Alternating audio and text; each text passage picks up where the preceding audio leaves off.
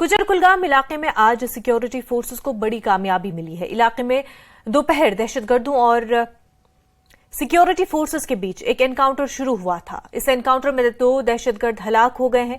इलाके में मिलिटेंटों की मौजूदगी से मुतल्लिक इत्तला के बाद सिक्योरिटी फोर्सेस का ऑपरेशन शुरू किया गया था।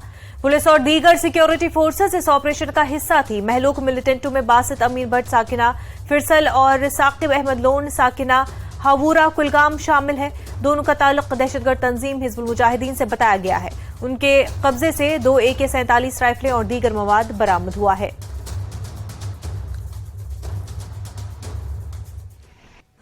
कुजर कुलगाम के इस मकाम पर बाद दोपहर आज यहाँ पे एक झड़प शुरू हुई जो तकरीबन 5 घंटे के बाद जो है इख्तिताम पजीर हुई और हम आपको बताएं कि इस झड़प में जो है 2 मिलिटेंटों के मारे जाने की इत्तला है। जैसा कि रियासती पुलिस ने अपने ट्वीट में कहा कि 2 मिलिटेंट जो है इस ऑपरेशन में जो है मारे गए हैं। हम आपको बताएं कि यहाँ सिक्योरिटी फोर्सेस को इत्तला मिली थी कि यहाँ मिलिटेंट छुपे हुए हैं। उसके फ़ौरन बाद यहाँ पे एक एनकाउंटर शुरू हुआ जो तकरीबन 4-5 घंटे तक चला।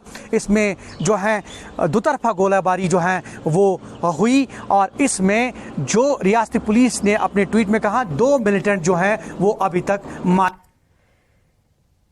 पीडीपी सदर महबूबा मुफ्ती ने जम्मू में पार्टी दफ्तर का दौरा किया। उन्होंने पार्टी कारकुनों और दीगर वफूद से मुलाकात की। पीडीपी सदर महबूबा मुफ्ती ने आप लीडर संजय सिंह पर ईडी के छापों पर रद्द-ए-अमल जाहिर करते हुए कहा कि मौजूदा हुकूमत हर महाज पर नाकाम हो चुकी है और अपोजिशन की आवाज को दबाने के लिए मरकजी एजेंसियों का इस्तेमाल कर रही है। उन्होंने कहा कि हुकूमत को इंडिया अलायंस से खतरा महसूस हो रहा है। महबूबा मुफ्ती जात पात की बुनियाद पर मरदूमशुमारी की भी हिमायत करती हैं।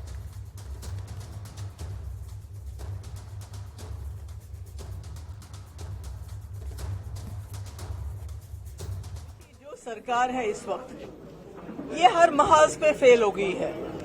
नौजवानों को रोजगार देने में महंगाई इतनी ज्यादा हो गई कि गरीब जो है इस वक्त जहर खाने की दातार पे पहुंचा हुआ है और हर तरफ हाहाकार मची हुई है। ऐसे में ईडी बीजेपी का दायां हाथ बन चुकी है तो अपोजिशन का ये मुकाबला कर नहीं पाते हैं। खासकर जो इंडिया अलायंस बना है उससे खौफजदा हैं, डरे हुए हैं और इसलिए ईडी का इस्तेमाल करके पहले लोगों पे इल्जाम लगाते हैं। जब वही लोग बीजेपी में शामिल हो जाते हैं तो फिर वो कहते हैं ये अच्छे लोग हैं। अब तो ये एक ब्लैकमेलिंग टैक्टिक है बीजेपी का अपोजिशन को दबाने के लिए।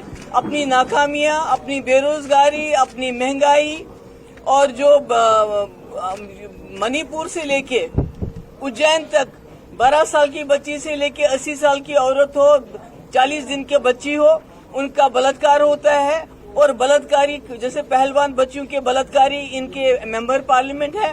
तो इन तमाम मुद्दों से ध्यान हटाने के लिए रेड्स मारे जाते हैं। जम्मू कश्मीर कांग्रेस के वर्किंग सदर रमन भल्ला ने न्यूज 18 से बात करते हुए कहा कि जम्मू कश्मीर और यहां तक कि लद्दाख के लोग भी बीजेपी के खोखले नारों से तंग आ चुके हैं और रियासत की वापसी चाहते हैं। उन्होंने कहा कि लद्दाख पहाड़ी तरक्याती काउंसिल के इंतखाबात में कांग्रेस जीत दर्ज करेगी। उन्होंने कहा कि जम्मू कश्मीर खित्ते के लोग मौजूदा हुकूमत के खिलाफ अपने गुस्से का इजहार करने के लिए असेंबली और दीगर इंतखाबात चाहते हैं, लेकिन बीजेपी जानबूझकर इसमें ताखीर कर रही है। चुनाव की शुरुआत यहाँ पे है। लोग भारी बहुमत से यहाँ पे चुनाव के सिलसिले में अपना रोल यहाँ पे अदा करेंगे और हमें लगता है कि जम्मू कश्मीर में इसकी शुरुआत भी इसी से होगी, क्योंकि लोगों ने महसूस किया यूटी बनने के बाद जब उनकी ज़मीन, उनके हर एक चीज़, उनके नौकरियों में कहीं ना कहीं उनको खतरा दिखाई दिया। आज वो भी स्टेटहुड की मांग कर रहे हैं कि वहाँ पे लेजिस्लेटर बने। तो ये सारे मुद्दे हैं जिससे लोग प्रभावित यहाँ पे हुए और भीड़ के तरीके से, जज्बात के साथ, बड़े जोश के साथ वो चुनाव में हिस्सा ले रहे हैं। हमें लगता है कि अच्छा ही नतीजा आएगा। 5 अगस्त 2019 के बाद ये पहला बड़ा चुनाव है लद्दाख में, कैसे देखती है कांग्रेस पार्टी? नहीं, चुनाव तो वहाँ पे है, लेकिन लोगों के सामने जो वादे किए थे, कितनी बार पूरी नेशनल लेवल की लीडरशिप को उनको बुलाना पड़ा, क्योंकि वो लोग अभी सेटिस्फाई नहीं हैं।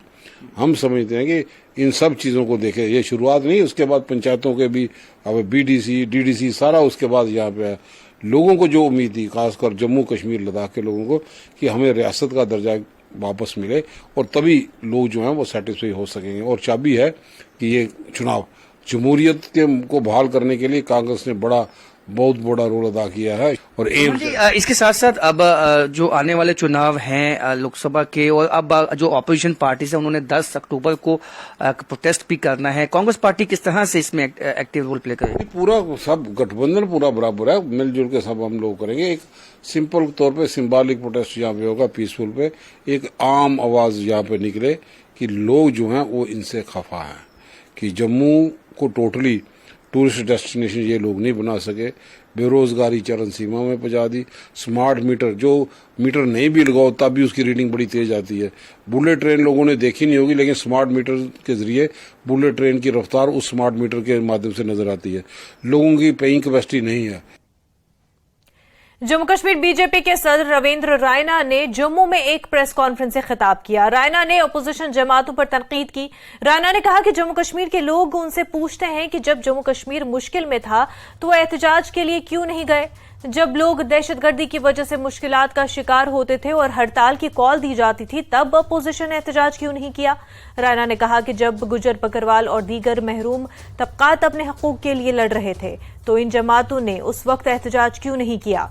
रायना ने कहा कि ये जमातें जम्मू कश्मीर में अमन और तरक्की से परेशान है, यहाँ हर शहरी इज्जत से जी रहा है।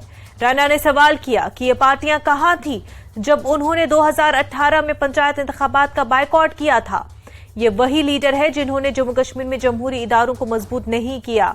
जम्मू कश्मीर में मजमूई तरक्की हो रही है और ये लोग 10 अक्टूबर को एहतजाज करने की धमकी दे रहे हैं। रायना ने कहा कि इन लोगों ने बेजमीन लोगों को 5 मरला देने की मुखालफत की। आज जब जम्मू कश्मीर डेवलपमेंट के नए अध्याय लिख रहा है, आज पूरे जम्मू कश्मीर के अंदर खुशहाली के मंजर हैं, और ऐसे में गुपकार गठबंधन के ये तमाम विपक्षी नेता एक बहुत बड़ा षड्यंत्र कर रहे हैं। हर रोज एक नई साजिश रची जाती है। 70 साल गुज्जर बकरवाल गद्दी सिप्पी लोगों को अपने हक की जद्दोजहद करनी पड़ी। उस वक्त कभी नेशनल कॉन्फ्रेंस कांग्रेस और पीडीपी ने कभी धरना नहीं दिया। पहाड़ी कबीले के लोग अपने हक और इंसाफ के लिए जद्दोजहद करते रहे। कभी गुपकार गठबंधन के नेशनल कॉन्फ्रेंस कांग्रेस और पीडीपी के नेताओं ने कभी धरना नहीं दिया। जम्मू कश्मीर के अंदर ओबीसी कम्युनिटी के लोग अपने हक और इंसाफ के लिए जद्दोजहद करते रहे। कभी मोहतरम डॉक्टर फारूक अब्दुल्ला साहब, मैडम मोहतरमा महबूबा मुफ्ती साहिबा और कांग्रेस के नेताओं ने यहां कभी धरना नहीं दिया। वेस्ट पाकिस्तानी रेफ्यूजीज, गोरखा समाज, वाल्मीकि समाज 70 साल अपने हक और इंसाफ के लिए जद्दोजहद करता रहा। उनके हक और इंसाफ के लिए कभी कांग्रेस, नेशनल कॉन्फ्रेंस और पीडीपी वालों ने धरना नहीं दिया। कहां थे ये गुपकार गठबंधन के नेता? कहां थे मोहतरम डॉक्टर फारूक अब्दुल्ला साहब, मैडम मोहतरमा महबूबा मुफ्ती साहिबा, जब जम्मू कश्मीर के अंदर 2018 में यहां शहरी इलेक्शन अर्बन लोकल बॉडीज के अनाउंस हुए थे और इन्होंने बाइकॉट्स कॉल दी थी, इन्होंने पंचायत के इलेक्शन की मुखालफत की थी, इन्होंने शहरी इलेक्शन की मुखालफत की थी, और आज कॉन्स्टिट्यूशन को बचाने चले हैं। तब क्या था? आवाम के सामने इनको जवाब देना पड़ेगा, माफी मांगनी पड़ेगी गुपकार गठबंधन के नेताओं को, जो जम्मू कश्मीर की आवाम के साथ इन्होंने इस्तेसाल किया, जो जम्मू कश्मीर की आवाम को यरगमाल बना के रखा। अपनी पार्टी के लीडर मोहम्मद अशरफ मीर ने नेशनल कॉन्फ्रेंस के सदर फारूक अब्दुल्ला के एक हालिया बयान पर रद्द-ए-अमल जाहिर किया। मोहम्मद अशरफ मीर ने कहा कि फारूक अब्दुल्ला ही थे जिन्होंने 1987 के इंतखाबात में धांधली की थी। उनके बेटे उमर अब्दुल्ला अटल बिहारी वाजपेयी की एनडीए हुकूमत में वजीर थे। उन्होंने जम्मू कश्मीर के लोगों के जज्बात से खेला। आज हम इंतशार से गुजर रहे हैं और ये सब अब्दुल्ला खानदान की वजह से है। वाज़ेह कि फारूक अब्दुल्ला ने अपनी पार्टी को बीजेपी की बी टीम करार दिया है। देखिए, मुझे हैरानी होती है कि इतने बड़े सीजन पॉलिटिशियन ने ऐसा बयान दे दिया है जिसकी कोई बुनियाद भी नहीं है। सबसे पहले मैं ये बताना चाहूंगा कि यहाँ पर ए टीम हो या बी टीम हो, डॉक्टर साहब हमेशा हुकूमत में रहे हैं और मरकज के साथ उसमें शाना बशाना साथ थे।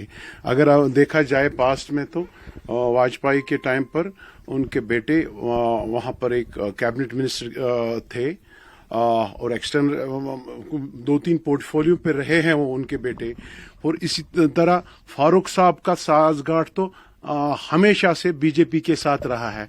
उसकी ये भी अक्कासी आप कर सकते हैं। आप देखिए कि फारूक अब्दुल्ला का जो उन्होंने यहाँ पर स्कैम्स किए हैं उस पर वो फाइलें बीजेपी छुप करके बैठी है। मुझे समझ नहीं आ रहा बीजेपी या हमारे गवर्नर साहब वो फाइलों को क्यों नहीं खोलते हैं ताकि ये देखें कि सच का सच और झूठ का झूठ निकले। ये इनकी साजगाट, इनकी साजिश है, इनके साथ मिले हैं। हमने नई पार्टी बनाई, हमने कोई रिश्ता ही नहीं अभी किया है, तो बी टीम कहां से आया और ए टीम किसको ये बोलते हैं, ये मुझे समझ नहीं आया। कोई इनसे पूछे कि ए टीम क्या है और बी टीम क्या है। आप देखिए, नेशनल कॉन्फ्रेंस का एक दौर था, उन्होंने यहाँ के आवाम को दिया क्या। आप देखिए पहाड़ी वर्सेस गुजर, उनको क्या बेरोजगार ऐसे ही रखा, उनके कम्युनिटीज में डिवाइड किया है नेशनल कॉन्फ्रेंस ने टाइम पर। यहाँ पर जब 96 में नेशनल कॉन्फ्रेंस हुकूमत में आई, किस तरह वो हुकूमत बनी, किस तरह उनके बैलेट बॉक्स भरे गए और हुकूमत पर फारूक साहब को बिठाया गया। जो कुर्बानियां यहाँ दी गई उसका सौदा किया गया कि महज एक कुर्सी के लिए। 96 यहाँ के कश्मीरी के बच्चे को पता है कि हुकूमत पर जब आए और फिर जब ऑटोनॉमी आई तो फिर इस ऑटोनॉमी का क्या हाल हुआ, ये यहाँ कश्मीरियों को सबों को पता है। जो वो पीरियड, लीन पीरियड उसमें जिसमें मिलिटेंसी का एक दौर था 89 से, उस दौरान देखो कितनी किलिंग्स हुई, कितनी क्या होगी। ये सब नेशनल कॉन्फ्रेंस की देन है। नेशनल कॉन्फ्रेंस के सदर फारूक अब्दुल्ला ने डेमोक्रेटिक प्रोग्रेसिव आजाद पार्टी को भी बीजेपी की बी टीम करार दिया है। डीपीएपी के चीफ तर्जुमान सलमान निजामी ने इस पर रद्द-ए-अमल जाहिर करते हुए कहा कि फारूक अब्दुल्ला की पार्टी जम्मू कश्मीर में अपनी बुनियाद खो चुकी है। उन्होंने सवाल किया कि जब जमीन की बेदखली हुई तो वो कहां थे। निजामी ने कहा कि हमें 2010 में होने वाले कत्ले-आम को नहीं भूलना चाहिए जब उमर अब्दुल्ला वज़ीर आला थे। निजामी ने कहा कि नेशनल कॉन्फ्रेंस के लीडर खुफिया तौर पर बीजेपी लीडरों से मुलाकातें करते हैं। सलमान निजामी ने कहा कि ये महबूबा मुफ्ती ही थी जिन्होंने बीजेपी को कश्मीर में लाया और आज वो उन्हें बीजेपी की बी टीम करार दे रहे हैं। देखिए, फारूक अब्दुल्ला साहब का हम एहतराम करते हैं, 85 साल की उम्र है, अब उनको तौबा करनी चाहिए। इतना गुमराह मत करें लोगों को। बहुत कत्लेआम हुआ, बहुत खून खराबा हमने देखा। और गुलाम नबी आजाद साहब का ट्रैक रिकॉर्ड आपके सामने है। आजाद साहब ने काम किया लोगों का, उन्होंने झूठे वादे नहीं किए, उन्होंने सत्ता की लालच में कॉम्प्रोमाइजेस नहीं किए। नेशनल कॉन्फ्रेंस पहले जनता पार्टी, फिर उसके बाद वाजपेयी जी की बीजेपी में उमर अब्दुल्ला साहब मंत्री रहे और उस वक्त जो है सैफुद्दीन सोज साहब ने जुर्रत का काम किया कि बीजेपी की सरकार गिराई, लेकिन नेशनल कॉन्फ्रेंस के जितने भी 3 एमपी थे उन्होंने बीजेपी को वोट डाला। तो उसके बाद भी आर्टिकल 370 जो हमारा एक बहुत बड़ा मुद्दा है, और 3 दिन पहले जम्मू कश्मीर का कोई भी नेता दिल्ली नहीं जाता है, सिर्फ नेशनल कॉन्फ्रेंस के 3 एमपी डॉक्टर फारूक अब्दुल्ला साहब, उमर अब्दुल्ला साहब, मसूदी साहब जाते हैं और हिंदुस्तान के वजीर आजम नरेंद्र मोदी से मिलते हैं। अब क्या डील हुई वो भी आगे आपको बताएंगे आने वाले वक्त में। तो जम्मू कश्मीर में सबसे बड़ा मुद्दा 370 था। आपने पार्लियामेंट में खामोश रहे। आप क्यों खामोश रहे आपके एमपी? आज आप कह रहे हैं हम धरना करेंगे, इलेक्शन होने चाहिए। धरना आपने 370 पे क्यों नहीं किया? धरना आपने लैंड डिविजन ऑर्डर के खिलाफ क्यों नहीं किया? आप बेडरूम में बैठते हैं, सिर्फ दूसरों को कहते हैं ये वो टीम है, ये सरकारी है। अरे बीजेपी के साथ तो आप शामिल थे। महबूबा मुफ्ती जो है बीजेपी को लाने में उनका सबसे बड़ा हाथ है। आरएसएस के दरवाजे कश्मीर के लिए उन्होंने खोले। उस आर्टिकल 370 बीजेपी के मंशूर में कई सालों से था, उसके बावजूद पीडीपी ने उनके साथ हाथ जोड़ा। अब आप हमें कहते हैं, हम जहां भी गए, मैं ईमान कह सकता हूं आपको, हम जहां भी गए लोगों ने बोला जनाब हमें इन तंजीमों की जरूरत नहीं है, हमें आजाद साहब चाहिए।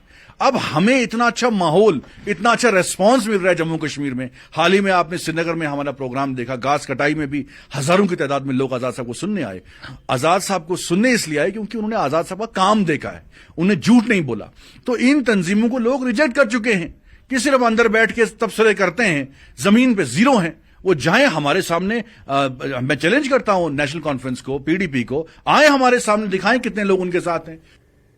किश्तवाड़ पुलिस ने जम्मू कश्मीर में गैर मुल्की रोहिंग्या खवातीन को डोमिसाइल सर्टिफिकेट जारी करने के लिए तहसीलदार और दीगर के खिलाफ मुकदमा दर्ज किया है। खवातीन के नाम का आधार कार्ड भी था। जम्मू कश्मीर पुलिस ने इस सिलसिले में पुलिस स्टेशन दच्छन में एफआईआर दर्ज की है। बताया जा रहा है कि डोमिसाइल सर्टिफिकेट सितंबर 2020 में जारी किया गया है और पुलिस ये जानने की कोशिश कर रही है कि इस खातून के कागजात कहां तैयार किए गए थे। इसमें जो भी कसूरवार पाया जाएगा उसके खिलाफ कानूनी कार्रवाई की जाएगी। जो हमारा पुलिस स्टेशन दक्षिण की जुरिस्डिक्शन में वहाँ कुछ इंडिविजुअल्स जो है रोहिंग्याज हैं, बर्मा के रहने वाले, और स्पेशली लेडीज़ जो हैं वो शादी किए यहाँ लोकल्स के साथ, उसके बाद यहाँ सेटल हो गए, उनके बच्चे भी हैं। बट उन्होंने उनके जो हस्बैंड है उसने अलॉन्ग विद द जो हमारा सेटअप है एडमिनिस्ट्रेशन का, उनको मिसलीड करके उनका एक इंडिविजुअल का डोमिसाइल सर्टिफिकेट बनाया। तो डोमिसाइल सर्टिफिकेट एसेंशियली उसी को मिलेगा कि the one who is a citizen of India, और वो जो डोमिसाइल सर्टिफिकेट बना गया हम उसको मान के चलते हैं कि फेक है और नॉट एज पर रूल्स। इस चीज़ को सामने और मद्देनजर रखे we have registered one case, FIR number 22/2023, police station Dachhan. So इसमें जो फेक डॉक्यूमेंट की प्रोविजंस हैं सेक्शन 467, 468, 471, 120 BIPC, 420 IPC, तो उसके चलते केस रजिस्टर हुआ है। इसमें इन्वेस्टिगेशन में पहला हमारे जो डॉक्यूमेंट इन क्वेश्चन है वो सीज करने के लिए टीम गई है, और साथ में जो जिस अथॉरिटी ने इशू किया है उनका क्या रोल रहा है और जिसने फैसिलिटेट करवाया वो भी। सो तीनों इंडिविजुअल्स के खिलाफ including that lady accused we have registered the case and we are investigating to ensure कि ये भी वेरीफाई करें कि आधार कार्ड कैसे इशू है। तो इन सब के आधार कार्ड इशू है, लेकिन अभी एक का ही डोमिसाइल सर्टिफिकेट इशू हुआ इन द मंथ ऑफ सितंबर 2020। तो इसमें एक तो बेनिफिट हमें ये रहेगा कि कल्प्रेट्स को उनके खिलाफ एक्शन होगा, साथ में ये रहेगा कि कोई और इंडिविजुअल डिस्ट्रिक्ट में आके यहाँ सेटल होके और गलत डॉक्यूमेंट के बेस पे छुप के नहीं रह सकता। लद्दाख खुद मुख्तार पहाड़ी तरक्याती काउंसिल करगिल के इंतखाबात के लिए आज वोटिंग हुई। पोलिंग मजमूई तौर पर पुरअमन रही। 26 हलकों के लिए 87 उम्मीदवार मैदान में थे। 278 पोलिंग स्टेशंस पर वोटिंग हुई। भारी तादाद में लोगों ने आज हक रायदही का इस्तेमाल किया। पोलिंग स्टेशंस की निगरानी के लिए 4 इलेक्शन अफसरान और 1000 से ज्यादा मुलाजमीन तैनात किए गए थे। लद्दाख खुद मुख्तार पहाड़ी तरक्याती काउंसिल करगिल के 5वें इंतखाबात हो रहे थे। पोलिंग मराकज पर खासी तादाद में वोटर पहुंचकर अपने हक रायदही का इस्तेमाल किया। खवातीन, बुजुर्ग अफराद भी पोलिंग मराकज पर पहुंचकर अपने वोट का इस्तेमाल करते देखे गए। नौजवान वोटर्स में भी काफी जोश देखा गया। पोलिंग के लिए माकूल सिक्योरिटी इंतजाम किए गए थे। बीजेपी के 17, कांग्रेस के 22, नेशनल कॉन्फ्रेंस के 17, आम आदमी पार्टी के 4 और 25 आजाद उम्मीदवार अपनी किस्मत आजमा रहे हैं। इंतजामिया की तरफ से 278 पोलिंग मराकज कायम किए गए थे। तो वोटों की गिनती आपको बता दें 8 अक्टूबर को होनी है। मजमूई तौर पर 77.61% पोलिंग हुई है। इसी के चलते हमारे साथ कुछ यहाँ के जो कारगिल के द्रास सब डिवीजन के कुछ लोग हैं, हम हमारे साथ बात करने के लिए जुड़े हैं। सर, इस इलेक्शन को किस तरह देखते हैं? खासकर मैं आप बात करूँ आफ्टर यूटी, क्या कुछ तवक्का रखते हैं आप गवर्नमेंट से? अब यूटी को आने के बाद ये हमारा एलएसडीसी का पहला ये है। जिस तरह हम देख रहे हैं यूटी बनने के बाद काफ़ी डेवलपमेंटल चीज़ें हो रही है, चाहे वो रोड हो कुछ भी हो, काफ़ी डेवलपमेंटल चीज़ें हो रही है। उसको आप किस तरह देखेंगे इस इलेक्शन के बाद? डेवलपमेंट की बात करें तो थोड़ा सा ये है, मगर ओवरऑल देखा जाए अनएम्प्लॉयमेंट है, जैसे ये वुमेन एम्पावरमेंट है, उसमें काफ़ी काम नहीं हो गया है उनको करने के। जो ये एम्प्लॉयमेंट का तो कुछ हुआ ही नहीं है यूटी में, तो कोई एम्प्लॉयमेंट आया नहीं है। तो बच्चे नौजवान बिल्कुल डिप्रेशन में है कि आज के बाद क्या होगा ये उनको पता नहीं है, हमारा मुस्तकबिल क्या होगा यूटी के इसमें। यूटी लद्दाख बनने के बाद पहली बार यहाँ पे इलेक्शन हो रहे हैं, तो आगे यूथ के लिए कोई फायदा हो। तो यूटी बनने के बाद हम तो यही कहेंगे कि हमारे यहाँ पे तामीराती काम तो बहुत हो चुके हैं यहाँ पे, लेकिन एम्प्लॉयमेंट को लेकर यहाँ पे काफी जीरो गए है बिल्कुल। लाइन जब से यूटी बना है तो हम खुद देख रहे हैं यहाँ पे हम एमए करके नेट सेट करने के बाद भी बिल्कुल बेकार बैठे हुए हमारे यहाँ पे मजदूरी करने पे। मजबूर है। तो इस चीज़ को लेकर तो कोशिश ये होनी चाहिए कि ऐसे लोगों को चुनें ताकि हमारी जो बेरोजगारी है वो जल्द से जल्द ख़त्म हो जाए। तो हमें उम्मीद है कि 370 हटाने के बाद कि हमारा यूटी लद्दाख फिर से तरक्की के राह पे, हमें उम्मीद है कि ये बेरोजगारी जो है सरकार ख़त्म कर देंगे। इस वक्त तो बहुत से बेरोजगार लोग हैं, नौजवान बच्चे बहुत परेशान हैं कि वो पढ़ लिख के कुछ नहीं मिल रहा है, तो बहुत उनके दिमाग पे टेंशन खा रहा है। आजकल लोग, जवान लोग, बहुत सारे लोग ऐसे हैं जो पढ़ के कुछ नहीं मिलने से उनके दिमाग पे प्रेशर आ जाते हैं। तो हमें सरकार से उम्मीद है कि इंशाल्लाह आजकल खुसूसन पहला प्रायोरिटी जो है वो एजुकेशन पे दे दे, फिर उसके बाद हेल्थ और बाकी महकमों पे वो तरक्की करे। जी हाँ, जिस तरह इन तमाम लोगों से जिस तरह हमने बात किया तो जो जॉब इनसिक्योरिटी, जॉब को लेकर जो अनएम्प्लॉयमेंट है वो बड़ा एक इशू रहा है। कारगिल लद्दाख से मैनुल इस्लाम, न्यूज़ 18 जम्मू कश्मीर लद्दाख हिमाचल। बीजेपी के सीनियर लीडर एडवोकेट सईद वजाहत का कहना है कि जम्मू कश्मीर के सियासतदान निजी मफादात की खातिर इंतखाबात मुनक्किद कराने का रोना रो रहे हैं। बीजेपी सियासी एतबार से भी लोगों की फलाह बहबूद की खातिर बात कर रही है। रागपुरा अनंतनाग में पार्टी के इजलास खिताब के दौरान सईद वजाहत ने कहा कि दफा 370 के नाम पर लोगों को गुमराह किया जा रहा है, जबकि हकीकत में दफा 370 के खात्मे के बाद जम्मू कश्मीर की सूरत हाल तब्दील हो गई है।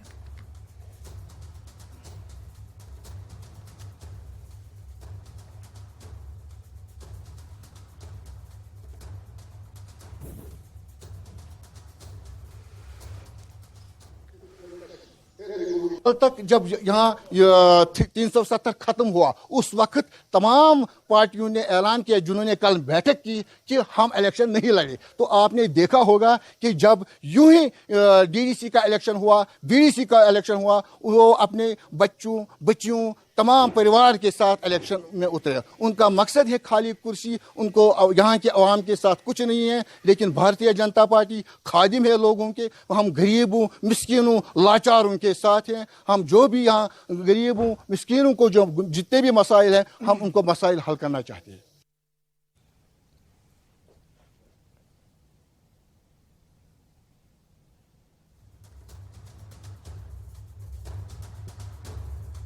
तो आपको बता दें कि करगिल में आज हिल डेवलपमेंट इलेक्शन के काउंसिल के जो है वोटिंग हुई है, और इस हवाले से 2019 के बाद आपको बता दें कि लद्दाख में ये इलेक्शन हो रहे हैं और LHDC के इंतखाबात आज हुए, वोटिंग हुई और अच्छी खासी तादाद में लोगों ने अपने हक़ राय दही का इस्तेमाल किया, वोट डाले।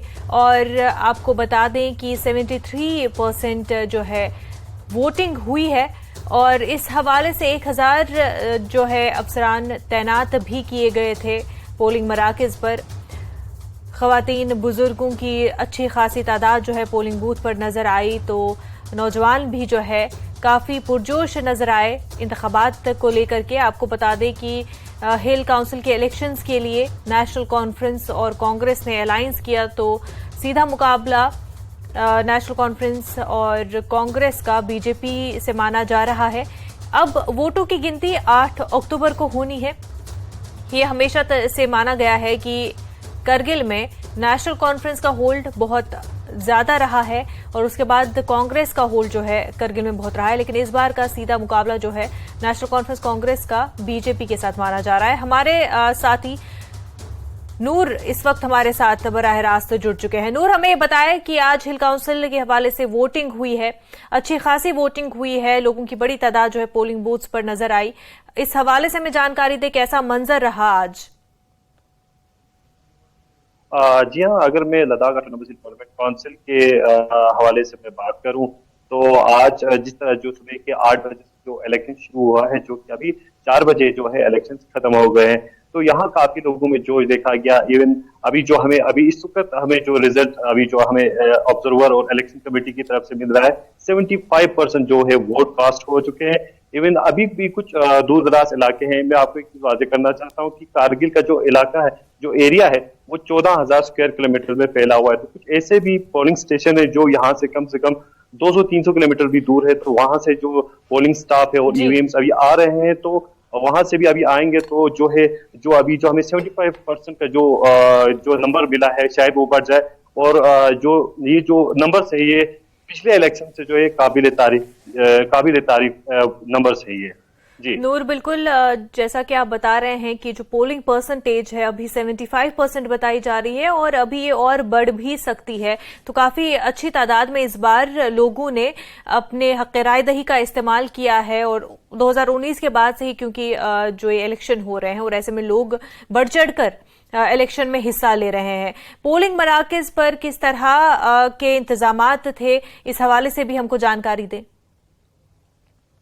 जी हाँ, मैं आपको यहाँ एक चीज बता देता हूँ कि खासकर कारगिल जिले की बात करें तो 14,000 स्क्वायर किलोमीटर में इलेक्शन कंडक्ट करना यहाँ के जिला प्रशासन को एक बड़ा चैलेंज था, मगर उन्होंने यहाँ जो है लद्दाख पुलिस और जो पैरामिलिट्री फोर्स को यहाँ लाया था और जो उनके जो पोलिंग स्टाफ थे उनको जो है लगभग 15-20 दिन पहले कंटिन्यू ट्रेनिंग दिया गया और उसी ट्रेनिंग का ही नतीजा है कि यहाँ जो आज इतना फेयर और स्मूथ इलेक्शन यहाँ किया गया। इवन कुछ ऐसे भी जगह थे, ऐसे भी पोलिंग स्टेशन थे जहां सेंसिटिव या हाइपर सेंसिटिव कहा जाता है, जहां हमेशा कुछ न कुछ मसले होते थे, मगर इस बार जो है जिला प्रशासन के ऐसा तैयारी की वजह से कि ऐसा कोई भी मामला सामने नहीं आया। और जो तैयारी की बात करें, चाहे उनका ट्रांसपोर्टेशन की बात करें या पुलिस, लद्दाख पुलिस की बात करें या पहले पैरामिलिट्री फोर्स की बात करें, उनके लिए पूरा इंतजाम किया गया था। और कुछ जो अभी जो ईवीएम्स है, जो पोलिंग स्टाफ है, जो दूर दराज इलाके हैं, उनको बाज़ाब्ता सिक्योरिटी के साथ जो है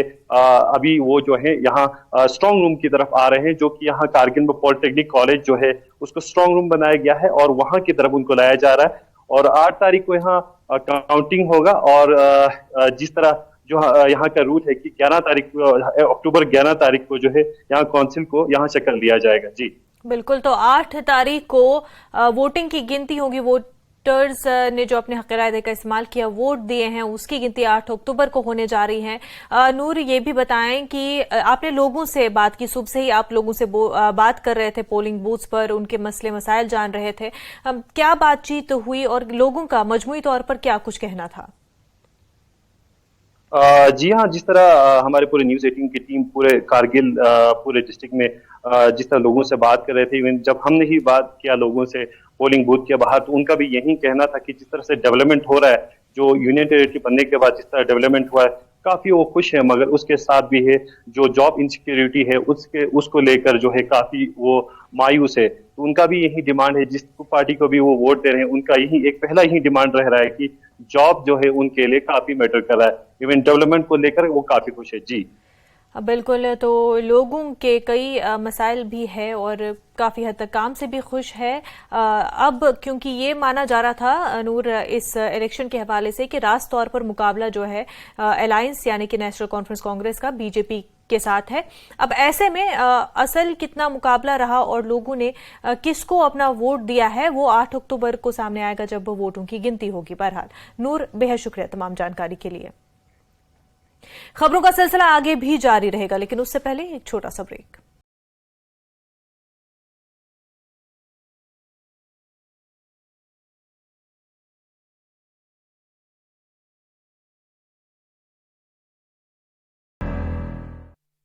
फेरों के लिए खड़े हो। में मुख्य शिक्षा अधिकारी अब्दुल कयूम नदवी ने नेत्रहीन छात्रा तहजीबा जान को अपने खर्च पर एक विशेष लैपटॉप प्रदान कर छात्रा का हौसला बढ़ाया। कल मनाए जाने वाले विश्व पर्यटन दिवस के मद्देनजर पर्यटन विभाग ने कश्मीर भर में कार्यक्रमों की एक श्रृंखला की तैयार। आज टीआरसी श्रीनगर में एक जागरूकता सम्मेलन आयोजित किया गया। आज पीएचई विभाग में काम करने वाले सभी कर्मचारियों ने न्यूनतम मजदूरी अधिनियम लागू करने को लेकर राजबाग श्रीनगर में विरोध प्रदर्शन किया। इस दौरान प्रदर्शनकारी हाथों में तख्तियां लेकर नारेबाजी करते दिखे। सुखू सरकार के खिलाफ धरना प्रदर्शन करने वाले बीजेपी नेताओं और कार्यकर्ताओं के खिलाफ एफआईआर, सभी पर शांति भंग करने का आरोप। नेता प्रतिपक्ष ने पुलिस की कार्यप्रणाली पर उठाए सवाल। हिमाचल प्रदेश के युवाओं को नियुक्ति पत्र बांटने के लिए शिमला के गेटी थिएटर में रोजगार मेले का किया गया आयोजन। केंद्रीय मंत्री अनुराग ठाकुर की मौजूदगी में 110 युवाओं को बांटे गए नियुक्ति पत्र। पंडोह में बारिश से मकान ढह जाने से एक महिला हुई घायल। इलाज के लिए 5 लाख की जरूरत। परिजनों ने प्रशासन से लगाई मदद की गुहार। आपदा का दंश, किराए के कमरे में रह रहा परिवार इलाज के लिए लाहौल घाटी में सब्सिडी खत्म होने से दोगुनी हुई 12 लड़कियों की कीमत। जिला जिला एनजीओ प्रधान ने प्रदेश सरकार से सब्सिडी जारी रखने की लगाई गुहार। मंडी में बारिश और भूस्खलन के कारण हाईवे बंद हो रही आवाजाही के बाद एनएच। विश्व स्तरीय स्वास्थ्य सेवाओं और सही देखभाल के लिए आज ही आएं एसपीएस हॉस्पिटल लुधियाना।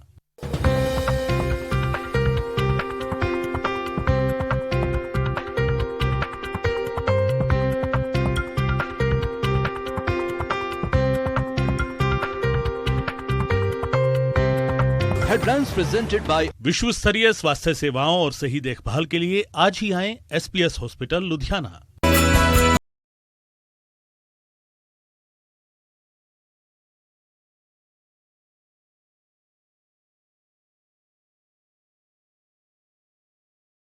ब्रेक के बाद आपका खैर मकदम है। जम्मू में सैकड़ों आशा वर्करों ने जबरदस्त एहतजाजी मुजाहिरे किए और इस मुजाहिरे की क़यादत सीपीआईएम के सीनियर लीडर मोहम्मद यूसुफ तारेगामी ने की।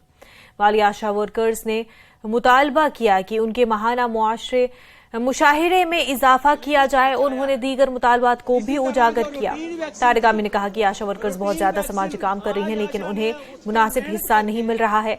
उन्होंने एलजी इंतजामिया से मुतालबा किया कि आशा वर्करों के मसाइल पर जल्द अज जल्द गौर किया जाए। हिंदुस्तान की 10 लाख आशा है, उसने जो है फंडामेंटल मांग इनकी यही है, हमें उजरत चाहिए मिनिमम वेजेस एक्ट के दायरे के अंदर, ये इनकी मांग है। और इसीलिए मैं आया हूँ इनके साथ सॉलिडारिटी में और ये कहने के लिए सरकार को भी कि देर मत कर लो, इनके साथ बात करके इनकी मांगों पर गौर किया जाना चाहिए। और इनसे भी मेरी यही अपील है कि ये अमन से भी रहेंगी और एकता से भी रहेंगी, तब जाकर सरकार को मनवाया जा सकता है। Director general of foreign trade और engineering export promotion council of India ने श्रीनगर में एक्सपोर्टर्स के लिए एक मालूमाती सेशन का एहतमाम करने के लिए ताउन किया। सेशन का मकसद बरामदात की नई तिजारती पॉलिसी के बारे में काबिल कदर बसीरत फराहम करना और डीजीएफटी और ईईपीसी इंडिया से फायदा उठाने के ख्वाहा कारोबारों को ताउन की पेशकश करना था। श्री अतुल आचार्य ज्वाइंट डीजीएफटी ने इन फवाइद पर रोशनी डाली जो कारोबार डीजीएफटी के जरिए हासिल कर सकते हैं और उनके लिए दस्तियाब मुख्तलिफ स्कीमों की वजाहत की। श्री ए.के. भूषण असिस्टेंट डीजीएफटी ने हाजरीन को यकीन दिलाया कि उनकी टीम मदद फराहम करने के लिए हमेशा दस्तियाब है। विलादत रसूल अकरम सल्लल्लाहु अलैहि वसल्लम और इमाम जाफर सादिक अलैहिस्सलाम की यौम विलादत है।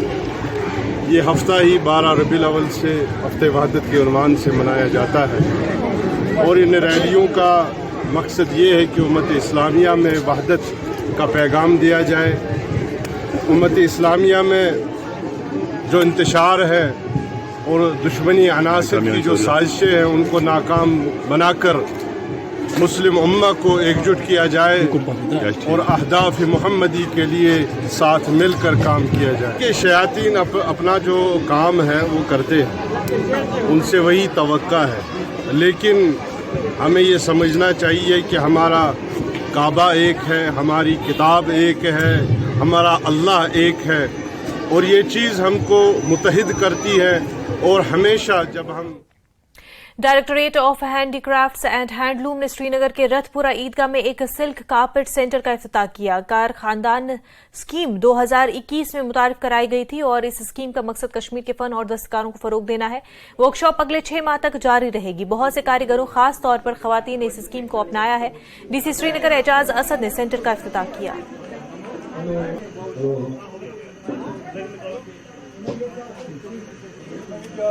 तो आज यहाँ सफा कदल में रथपुरा ईदगाह तहसील में एक कार खंदार स्कीम के तहत एक यूनिट यहाँ लॉन्च किया गया है और यहाँ पर मैं समझता हूँ कि इस स्कीम का फ़ायदा जहाँ हमारे आर्टिजन्स को पहुँचेगा।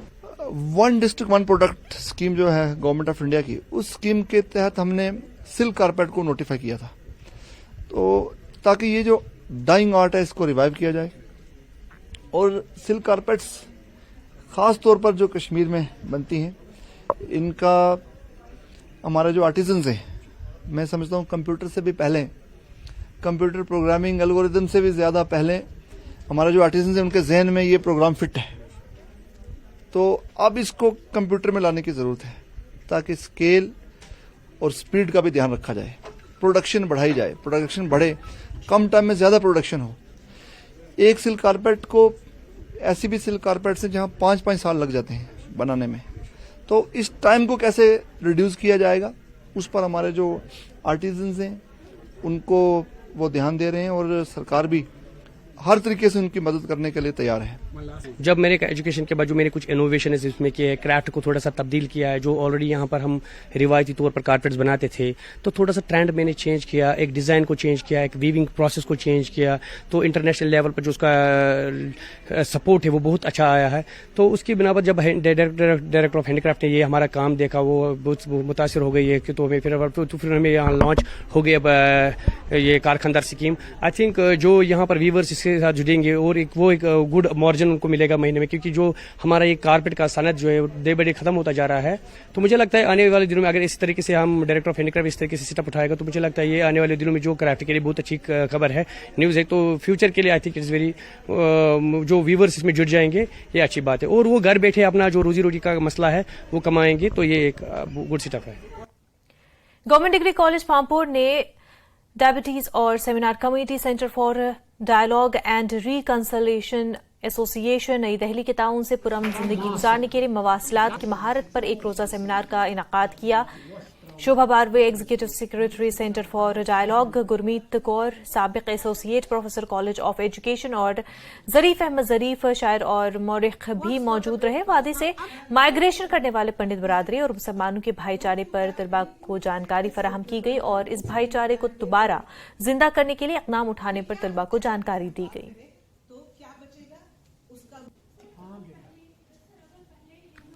पामपुर डिग्री कॉलेजस मज सेमिनार आज सपदान अमुक मुदा व मकसद जन पान बई बंदुत बई चार बटन तो मुसलमान हिंदन तो मुसलमान पान वातावरण पास रूदमुत सह कितन सह क्या तथ नस्बत सान शुरन खबर यम 30-30 वरियन मज नस्ल परवरद ये गो यम जानन तिम कम तिम क्या कित पन वथ बेठ रोजान। लिहाजा चीज सोशेबा मैडम सोशेबा बारवे यह जन पंडितन तो मुसलमान रिहेबिलिटेशन रिकन्स्ट्रक्शन कर तमें खतर बे तम पन्न माज कुन अन्न खतर करें तम तैयार, तमें खतर सेमिनार गसान दिल्ली तम जम्मू तम श्रीनगरस मज बहुत तथ अहम रूदमुत तिमन मज तथ मज पंडित तशर मुसलमान तन यह सेमिनार करान सुशेबा बारवे रिकन्सिलिएशन खतर। यशस्विनी सीआरपीएफ खवातीन की बाइक रैली आज जम्मू पहुंची और रिवायती रस्म के साथ अमर महल के लॉन में इसका पुरतपाक इस्तकबाल किया गया। ये रैली मुख्तलिफ रियासतों से होते हुए कावड़िया में इख्तिताम पजीर होगी। 31 अक्टूबर को सरदार वल्लभ भाई पटेल की यौम पैदाइश इन तमाम बाइक सवारों के जरिए मनाई जाएगी, जो हिंदुस्तान के मुख्तलिफ हिस्सों से पहुंचेंगे। हमारा मकसद है जितनी भी लेडीज हैं सबसे पहले तो उनको प्रोत्साहन करने के लिए, जितने भी लेडीज हैं हमारी, तो उनको सबके लिए, जैसे अब हम हर कॉलेज में हर स्कूल से जहाँ से भी गुजरे हैं, तो महिलाओं का ये एक बहुत ही अच्छा उनका कार्यक्रम है और महिलाओं को मतलब संगठित करने के लिए। और हमारी जो बाइक रैली है ना, उसका नाम भी हमने यशस्विनी रखा है और ये हमारी 3 जगह से चलेंगे। पहला हमारा श्रीनगर से, जिसका एलजी साहब ने फ्लैग ऑफ किया है, और केवड़िया जाएंगे। दूसरा हमारा इम्फाल से चला है, वो भी केवड़िया में जाएगा, और तीसरा हमारा कन्याकुमारी से, वो भी केवड़िया में जाएगा।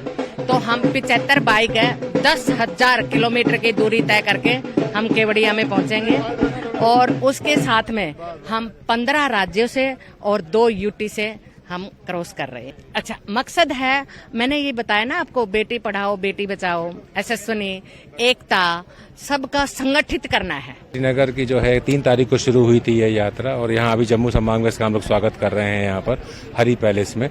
और ये सीआरपीएफ की द्वारा नारी शक्ति का प्रदर्शन है, नारी का योगदान, उनकी उनका धैर्य, उनका दृढ़ संकल्प जो है नारियों का, उनके सम्मान के लिए ये ऑर्गेनाइज किया गया है और इसी के लिए हम उनके अंतर्गत उनका स्वागत कर रहे हैं। और आईजी जम्मू और डीआईजी जम्मू रेंज के मार्गदर्शन में 76 बटालियन सीआरपीएफ ये ऑर्गेनाइज कर रही है। यूनाइटेड सिंग्स की जानिब से मटन टकबाग स्टेडियम में टूर्नामेंट का आगाज हुआ है और इस टूर्नामेंट का इफ्तिताह जनूबी कश्मीर के डीआईजी रईस मोहम्मद भट्ट ने किया। खेल शायकीन की एक बड़ी तादाद मौजूद रही। टूर्नामेंट में कश्मीर के मुख्तलिफ इलाकों से ताल्लुक रखने वाले सिख खिलाड़ी शिरकत कर रहे हैं। खेल शायकीन ने इस तरह की कोशिशों को अक़लियतों के लिए काफी सूदमंद करार दिया और कहा कि इस तरह के प्लेटफॉर्म से सिख नौजवान खिलाड़ी अपनी सलाहियतों का मुजाहरा कर सकते हैं। और आज तो स्पोर्ट्स वो क्रिकेट नहीं रह चुका जो हमारे ज़माने में। आज ये क्रिकेट जो है स्पोर्ट्स एम्प्लॉयमेंट भी जनरेट कर रहा है, इसके साथ ये फिजिकल फिटनेस के साथ रहती है, साउंड माइंड रहता है और उसके साथ साथ हमारे जो ये माशरा वो साफ़ हो जाता है। तो इसलिए मेरी तरफ से तमाम जो यूथ्स है उनसे मैं गुजारिश करता हूँ, उनको मैं अपील करता हूँ वो इन स्पोर्ट्स में शदमत से शिरकत करे। बहुत अच्छा है ये जो यूएसए की तरफ से ऑर्गेनाइज हुआ ये टूर्नामेंट। तो ये मोस्टली है कि जो यूथ्स हैं उनके लिए, हमारी जो माइनॉरिटी है उनके लिए ना एक प्लेटफॉर्म है अच्छा, ताकि वो आगे चल जनरल टूर्नामेंट्स में जो बड़े लीग्स होते हैं जैसे हम एमपीएल होता है या और भी किसी लेवल पे जाके टूर्नामेंट्स होते हैं उस पर जाके खेलें और ताकि वो स्टेट लेवल पे और उसके बाद नेशनल लेवल पे आगे खेलें। तो ये बहुत बड़ा प्लेटफॉर्म है यूथ्स के लिए स्पेशली। और इससे सबसे बड़ी बात ये है कि जो ड्रग्स की तरफ जो आजकल रुझान चल गया ड्रग्स की तरफ, तो इससे हमारे यूथ इससे भी बचेंगे क्योंकि स्पोर्ट्स की तरफ है और ये बहुत बड़ी अच्छी कोशिश है। शोपियां में एक खूबसूरत मकाम है जहां बॉलीवुड की सुपर हिट फिल्म कश्मीर की कली की शूटिंग हुई थी और ये जगह अपने खूबसूरत पहाड़ों के लिए मशहूर है और रिठवारा के नाम से भी मशहूर है। इलाके के नौजवानों ने अपने पैसे खर्च करके पहाड़ों की गोद में एक प्ले फील्ड तामीर किया और ये प्ले फील्ड उस वक्त जनूब कश्मीर के क्रिकेटर्स की पसंदीदा जगहों में से एक है। जिला इंतजामिया शोपियां ने भी वक्तन फवक्तन फील्ड में और इसके आसपास की तरक्की के लिए अपनी दिलचस्पी जाहिर की। लोगों का कहना है कि अगर इंतजामिया इस जाने मजीद तवज्जो दे तो ये एक अहम मैदान बन सकता है। उनका कहना है कि मैदान में कुछ काम करने अभी बाकी है, क्योंकि जो यहाँ की फैकल्टीज है वो नहीं है बराबर, जो मतलब अच्छे ग्राउंड के लिए होनी चाहिए वो तो यहाँ पे नहीं है। यहाँ पे अब जितना हो रहा है वो ऑर्गेनाइज खुद अपनी जेब से कर रहे हैं, क्योंकि यहाँ पे जब देखेंगे जो लास्ट टूर्नामेंट हुआ सबसे ज्यादा इधर क्राउड था और सबसे ज्यादा मजा आता है यहाँ पे देखने के लिए, खेलने से ज्यादा मजा आता है देखने के लिए। तो टूरिस्ट प्लेस है, कश्मीर की कली की मूवी शूटिंग यहीं पे हुई है। तो जो ऑर्गेनाइजर की नीड है, जो हम प्लेयर यूथ की नीड है यहाँ पे ग्राउंड के लिए, सिटिंग अरेंजमेंट नहीं है, वॉशरूम नहीं है, यहाँ पे डग आउट नहीं है और ग्राउंड थोड़ा सा छोटा है अभी। तो अगर एडमिनिस्ट्रेशन ध्यान देगी तो बढ़ा सकती है, थोड़ा सा अगर फंडिंग इसकी और ध्यान देंगे तो ये बढ़ा भी सकते हैं। जो गवर्नमेंट ने आज तक इसका इनिशिएटिव लिया था, पहले ये बहुत छोटा सा ग्राउंड था, फिर यहाँ के लोकल बच्चों ने भी इस पर काफी मेहनत की और गवर्नमेंट ने भी इस पर थोड़ा सा ध्यान दिया था। लेकिन आज के गवर्नमेंट से हम इस्तदा करते हैं और उम्मीद रखते हैं कि इसके डायमेंशंस बढ़ा दिए जाए और इसका व्यू देख के और यहाँ का जो भी यहाँ पर टूर्नामेंट आज तक यहाँ के बॉडी मैनेजिंग बॉडी ने किया है उनका रिकॉर्ड देख के यहाँ बहुत सपोर्टर्स आते हैं। हम गवर्नमेंट से इस्तदा करते हैं कि इसकी तरफ ध्यान दें। बदकिस्मती से इस फील्ड की तरफ तवज्जो नहीं दे रही है एडमिनिस्ट्रेशन, क्योंकि ये जो हमने यहाँ पे प्लेन वगैरह कर दिया, इसको थोड़ी सी वहाँ पे कटिंग थोड़ी सी की है, वो हमने खुद के पैसों से की है सर। यहाँ पे 3 बंदे हम, तो हमने इसको खुद पैसे किए। यहाँ पे ये नेट वगैरह जो आप देख रहे हो सर, ये भी हमने खुद किया है। फिर भी आप सर यहाँ पे अगर तवज्जो देंगे जरूर, मतलब ये एडमिनिस्ट्रेशन, तो आप ऊपर की ओर थोड़ा सा कीजिए। कितने मतलब ये यहाँ पे अच्छी ये सीटिंग अरेंजमेंट होनी चाहिए, यहाँ पे कितना अच्छा नज़ारा है, कितनी अच्छी व्यू है, तो दर्शकों को भी मजा आता है इस ग्राउंड में आने के लिए। Director general of foreign trade और engineering export promotion council of India ने श्रीनगर में एक्सपोर्टर्स के लिए एक मालूमाती सेशन का एहतमाम करने के लिए ताउन किया। सेशन का मकसद बरामदात की नई तिजारती पॉलिसी के बारे में काबिल कदर बसीरत फराहम करना और DGFT और EEPC इंडिया से फायदा उठाने के ख्वाह कारोबारों को ताउन की पेशकश करना था। ये नंबर मेरा या मैडम का ले लीजिए, डाटा देख रहा है, ये हमारे गवर्नमेंट की वेबसाइट है। एक्सपोर्ट की स्कीम क्या है? इसका प्रोग्राम जो था ये हमारा कैपेसिटी बिल्डिंग प्रोग्राम है, एक्सपोर्ट अवेयरनेस सेशन, जो हम लोगों ने DGFT और EEPC के सहयोग से हम लोगों ने ऑर्गेनाइज करवाया है। और हमारा मेन ऑब्जेक्टिव ये है कि गवर्नमेंट की जितनी भी सब्सिडीज, इंसेंटिव या हैंड होल्डिंग प्रोसेस है, ताकि वो ज़्यादा से ज़्यादा लोग समझ सकें और उसका लाभ ले सकें। इसके लिए हम लोगों ने ये एक्सपोर्ट अवेयरनेस सेशन ऑर्गेनाइज करवाया। कि आज का जो प्रोग्राम है एज एन एक्सपोर्टर मैं कहूँगा बहुत अच्छा प्रोग्राम है और ऐसे अवेयरनेस की बहुत ज़रूरत है। आज का ये प्रोग्राम था EPC in collaboration with DGFT और दी जॉइंट डायरेक्टर DGFT के उन्होंने एड्रेस किया और स्टेक होल्डर से बात की और उन्होंने बोला कि IE कोड अप्लाई करिए और कारोबार करिए। और मेरे ख्याल से आजकल लोग आगे आ रहे हैं क्योंकि अवेयरनेस बढ़ गई है और हमने उनको डिमांड की है कि ये अवेयरनेस क्वार्टरली नहीं बाई मंथली रखिए आप, मगर इसको बढ़ा दीजिए ताकि जो हमारे छोटे छोटे यंग बॉयज़ गर्ल्स हैं वो आगे आ जाए। महकमा सेहत की जानिब से संकल्प सप्ताह के तहत मतलूबा अहदाफ को पूरा करने के लिए शुरू की गई सरगर्मियों के सिलसिले में ब्लॉक सिंहपुरा पटन में हुकूमत की एक अनोखी पहल संकल्प सप्ताह का आगाज किया गया। सब हेल्थ सेंटर सिंहपुरा में SDM पटन सईद फहीम बहीकी और दीगर अफसरान ने तवील हफ्ता संकल्प सप्ताह का इफ्तिताह किया। इफ्तिताही दिन ब्लॉक मेडिकल ऑफिसर पटन, दी तरक्यात, तालीम और दीगर महकमों के मुतल्लिका हुकाम के अलावा लोगों की बड़ी तादाद मौजूद थी। एक मेडिकल कैंप का इनेकाद किया गया और एक बेदारी रैली का भी एहतमाम किया गया। 500 ऐसे ब्लॉक्स हैं जिनको एस्पिरेशन ब्लॉक्स दिए गए हैं। उनमें से हमारा एक ब्लॉक है सिंहपुरा पटन, डिस्ट्रिक्ट बारामूला। तो आज से 3 से 9 तारीख में एक हफ्ता होगा संकल्प सप्ताह जिसको हम कह रहे हैं। इसमें हमें कोशिश करनी है कि मैक्सिमम जो इंडिकेटर्स अपने अपने डिपार्टमेंट्स को मिले हैं उनको वो सैचुरेट करना है, इन इंडिकेटर्स को सैचुरेशन तक लाना है। जैसे कि हमें एंटीनेटल चेकअप्स अपने औरतों को इसलिए करने के हाई रिस्क प्रेगनेंसीज हमें पता चले on time, first trimester registrations करनी है, इम्यूनाइजेशन में देखना है कि ड्रॉप आउट्स मत ना है। फिर हमें NCD स्क्रीनिंग करनी है, खासकर 30 अबव जो हमारे लोग हैं उनको NCD स्क्रीनिंग हमें करनी है to detect the early non communicable diseases.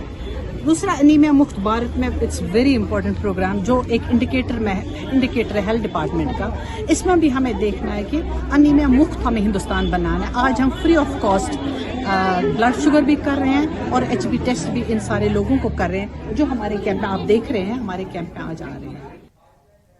जिला तरक्याती कमिश्नर रामबन मसरतुल इस्लाम और सदर म्युनिसिपल काउंसिल रामबन सुनीता ने मौजूदा माली साल की तीसरी सहमाही के लिए जिला employment and counselling centre Ramban के जेर एहतमाम government model higher secondary school Ramban में जॉब मेले का इफ्तिताह किया।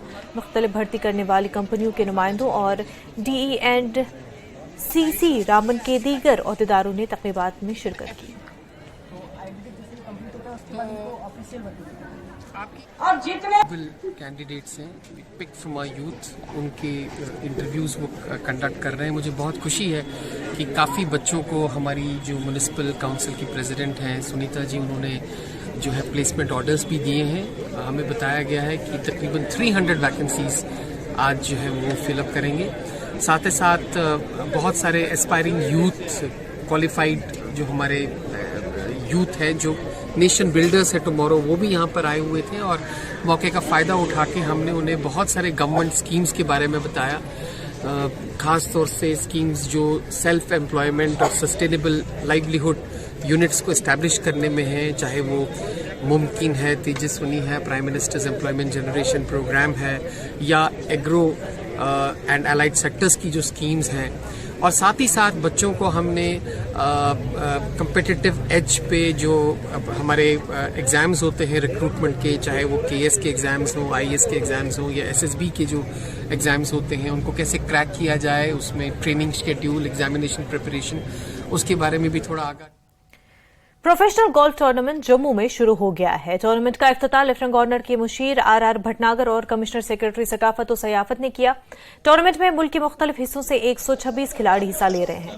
टूर्नामेंट को JNK टूरिज्म ने स्पॉन्सर किया और professional golf tour of India के तहत जम्मू तमी गोल्फ कोर्स ने मेजबानी की।